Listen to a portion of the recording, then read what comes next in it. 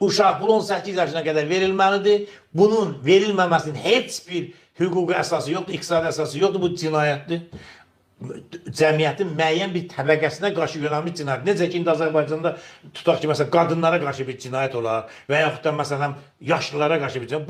Bu bir sosial təbəqədir. Uşaqlar bir təbəqədir, bir partiyadır. Uşaq partiyası tutaq ki. Bunların da hüququ beynəlxalq hüququndan qorunur. Beynəlxalq konvensiyalar var. Hər bir dövlətin üzərində öhdəlik qoyub ki, uşaqlara yönəlik sosial siyasət aparmalıdırlar. Azərbaycanda uşaqlara yönəlik sosial siyasət yoxdur. Bu bizim Sosial Təminat Naziri də cinayətkardır bu baxımdan.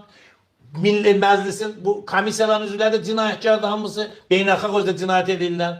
Çünki uşaqların sosial, iqtisadi hüquqları birinci növbədə qanunda, konvensiyada birinci növbəli, yəni nə qocaya pensiya, pulun yoxdur, nə qocalara pensiya verməlisən, nə tələbələrə təqaüd verməlisən, nə cəmaata maaş verməlisən. Birinci növbədə uşağın sosial, iqtisadi hüquqları beynəlxalq hüquqda bu nəzərdə tutulub.